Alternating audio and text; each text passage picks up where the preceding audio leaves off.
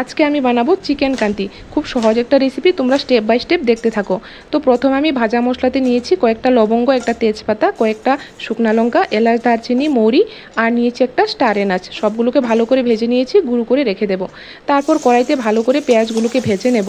তারপর এর মধ্যে আমি দিয়েছি আদা রসুন বাটা, ভালো করে কষিয়ে নেব। তারপর এর মধ্যে আমি দিয়েছি অল্প একটু হলুদ গুঁড়ো আর লঙ্কার গুঁড়ো কালারের জন্য, তোমরা চাইলে স্কিপও করতে পারো। তারপর একটু লবণ আর কাঁচা লঙ্কা দিয়ে ভালো করে কষিয়ে নিয়েছি। তারপর চিকেনটাকে ধুয়ে ডাইরেক্টলি দিয়ে দিয়েছি, আমি কোনো রকম মেরিনেশন কিন্তু করিনি। তারপর চিকেনটাকে ভালো করে ভেজে নিয়ে এর মধ্যে আমি টক দই দিয়ে দিয়েছি। তো টক দইটা দিয়ে ভালো করে নেড়ে চেড়ে কষিয়ে নেব যতক্ষণ না অবধি টক দই থেকে তেল ছাড়ছে। তারপর একটু জল দিয়ে ভালো করে ঢেকে ঢেকে সেদ্ধ করে নেব।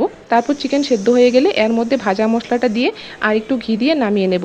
তো চিকেনের এই রেসিপিটা কিন্তু খুব সহজ, খুব কম সময়ে হয়ে যায় আর খেতেও কিন্তু দুর্দান্ত হয়। তোমরা অবশ্যই একবার ট্রাই করে দেখতে পারো। তো আশা করি তোমাদের খুব ভালো লাগবে।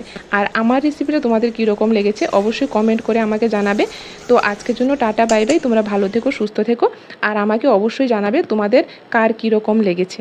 ঠিক আছে, তো আবার দেখা হবে অন্য একটা ভিডিওতে। তো আজকের জন্য টাটা।